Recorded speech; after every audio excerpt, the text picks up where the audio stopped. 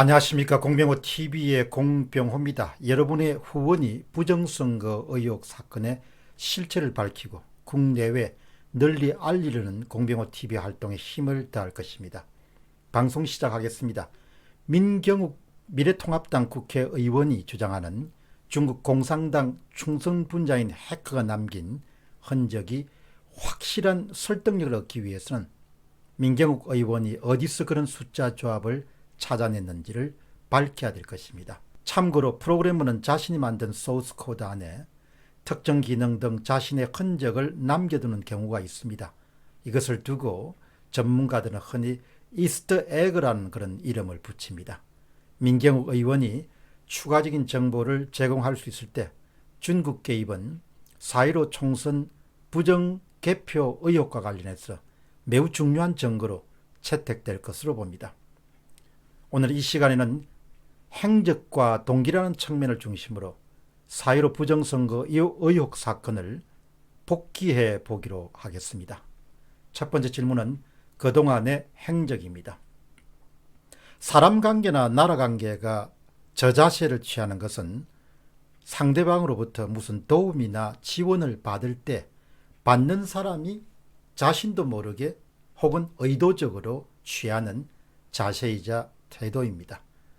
그러니까 상대방에게 특별히 줄 것도 없고 받을 것도 없으면 사람이든 국가든 당당해집니다.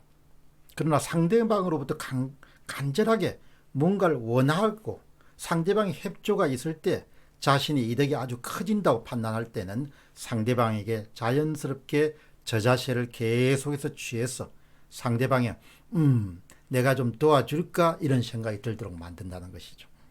특히 인간은 상대방으로부터 뭔가 혜택을 입을 때는 저자세가 되게 마련입니다. 아마도 여러분들이 사회생활하면서 인간관계를 맺을 때도 거의 비슷한 그런 특성을 관찰할 수가 있을 것입니다. 지난 1월 우한폐렴 코로나19가 발생하였을 때 일반 국민들과 의사협회 등 전문가들은 지속적으로 중국발 입국 금지 요청을 정부에게 발신했습니다. 그러나 문재인 정부는 뚜렷한 이유를 밝히지 않고 그저 미적거리면서 시간을 흘려보냈습니다. 많은 사람들이 이해하지 못했습니다. 왜 저렇게 적시에 취해야 할 조치들을 취하지 않는 것일까? 문재인 대통령은 한중은 운명공동체라는 생각을 다시 한번 느끼게 된다. 이 발언은 2019년 12월 23일 중국을 방문한 자리에서 나왔습니다. 그러다가 우한폐렴이 한국의 확산 일로를 걷던 2020년 2월 25일에는 어려울 때 친구가 진짜 친구다라는 말을 함으로써 많은 한국인들을 깜짝 놀라게 했습니다. 당시는 우한폐렴이 확산 일로에 있었기 때문에 사회 전반적인 분위기가 상당히 위기의식이 팽배하던 그런 시점이었습니다. 반드시 필요한 중국발 입국 금지는 전혀 하지 않고 오히려 중국을 두둔하는 듯한 중국의 저자세를 취하는 대통령의 그런 발언을 많은 사람들이 이해하지 못했습니다. 3월에는 주중 대사가 공식 숙상에서 한중은 운명공동체다라는 발언을 서슴지 않았습니다. 당시 시중에는 전염병 공동체라는 우스갯소리가 돌 정도였습니다. 한국에 양식 있는 많은 사람들의 자존감이 상당히 상했습니다. 너무나 저자세를 반복적으로 중국에 대하는 모습에서 많은 사람들이 우리가 독립국가인가, 대통령은 우리 대통령이 아닌가, 중국 대통령인가 그런 말도 돌았습니다. 중국 대사의 발언이 논란이 되자 청와대는 또 중국을 감싸 안습니다. 한중이 긴밀히 협력하자는 취지다. 그래서 중국발 입국 금지를 외면하는 문재인 대통령을 두고 문 대통령 한국 대통령이 아닌가 보다 오히려 무슨 대통령이 아닌가라는 그런 목소리가 아주 높아지기도 했습니다. 그러나 이보다 문재인 대통령의 저자세 역사는 오래되었습니다. 2017년 12월 15일 날 베이징 대연설에서는 중국은 높은 산봉우리 같은 나라이고 한국은 작은 나라지만 중국몽과 함께 하겠다 이렇게 해서 한국에 생각이 있는 사람들은 대경실색했습니다. 깜짝 놀랐습니다. 중국과 한국은 추구하는 가치가 근본적으로 다릅니다. 그렇기 때문에 운명 공동체 그 자체라는 말을 사용할 수가 없습니다. 중국은 지금도 전체주의 국가입니다. 한국은 자유주의 국가입니다. 전체주의 국가와 자유주의 국가가 추구하는 가치가 다르죠. 중국 방문길에 당시에 10끼의 식사 가운데 2끼만 중국 지도부와 식사를 했습니다. 나머지 8끼는 다 보좌진들과 함께 8끼를 혼밥을 했습니다. 한국에서 문제가 많이 됐죠. 2018년 2월 17일은 구정을 맞아서 중국 방송 CCTV를 통해서 중국인들에게 뜬금없는 새해 인사를 해서 또 한 번 한국 사람들을 놀라게 했습니다. 왜 저럴까? 왜 저렇게 저자세를 취하는 것일까? 뭐가 그렇게 그래서 저자세를 취할까? 이렇게 생각하는 사람들이 많았습니다. 이제 와서 당시의 상황과 지금 상황을 상호 비교해 보면 중국발 입국 금지를 하지 못한 이유는 시진핑 주석의 상반기 방한도 방안이지만 그 부분도 아주 중요했습니다. 방한도 방안이지만 더 화급한 문제가 있지 않았느냐, 더 화급한 필요가 있지 않았느냐, 그런 추측을 하지 않을 수가 없습니다. 4.15 총선과 관련한 입국인들을 염두에 두었기 때문이었을 것이라는 그런 더 합당한 추측을 해보게 되는 것입니다. 문재인 정부가 즉시에 중국발 입국 금지를 하지 못한 이유가 지금까지는 한 가지밖에 없었는데 4.15 총선을 마치고 나니까 중국발 입국 금지를 하지 못한 이유가 총선과 더 밀접하게 관련되어 있었을 것이란 그런 합리적인 의심을 해보게 되는 것이죠.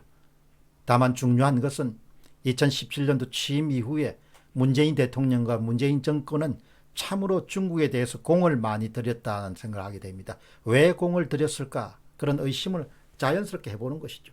국익을 위해서 공을 들였을까? 그건 아니겠다는 생각입니다. 정파를 위해서 공을 들였을까? 정권을 위해서 공을 들였을까? 이렇게 생각을 해볼 수 있는 거죠.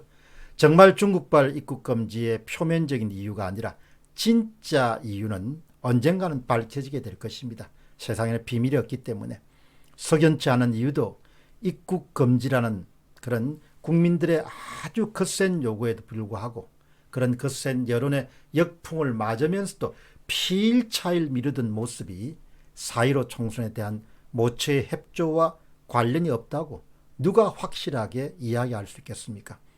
당시로 되돌아가 보면은 청와대 청원으로 비롯해 가지고 사람들이 막 죽어나가고 확진자 수가 증가하고 청와대 천원은 증가하고 그럼 웬만큼 정치적 압력이 심했기 때문에 중국발 입국 금지 조치를 취할 수 있었을 것입니다. 그러나 석연치 않은 이유로 왜 그런지 모르겠지만 계속 시간을 정치적 부담을 안으면서도 시간을 끌게 됐죠. 그러면은 정치적 그런 부담보다 훨씬 더 중차대한 그런 이유가 있었을 것이다. 그것이 4.15 총선에 대한 모처의 협조와 협력과 관련이 있지 않았는가란 그런 의심이나 의혹을 갖게 되는 것이죠. 4.15 총선에서 중국인, 중국 기업, 중국 공산당의 개입은 아직은 확정된 사실이 아니고 가설입니다. 추측입니다. 이제 앞으로 민경욱 의원의 폭로가 사실로 판명이 되려면 분명하게 증거가 더 제출이 돼야겠죠. 그러나 그런 것이 만일 사실로 판명된다면 그 파장은 정말 만만치 않을 것으로 봅니다. 여전히 한국인들은 외세 개입에 대해서는 대단히 민감합니다. 외세 개입에 대해서. 특히 중국의 개입에 대해서는 많은 한국 사람들이 민감하게 반응할 것으로 봅니다. 앞으로 민경욱 의원의 폭로가 사실로 결말될지 아니면 해프닝으로 결말될지는 두고 봐야 될 것으로 봅니다. 여러분에게 한 가지 알려드리겠습니다. 제가 영어 방송을 시작했습니다. 여러분들이 공병호 TV, GONG TV 혹은 또 저의 영어 이름인 GONG 공 BYEONGHO 공병호란 그런 이름을 유튜브 채널에 누르시게 되면 공TV를 만나실 수 있을 것입니다. 여러분의 구독이 반듯한 나라 만들기에 크게 도움이 될 것입니다. 감사합니다.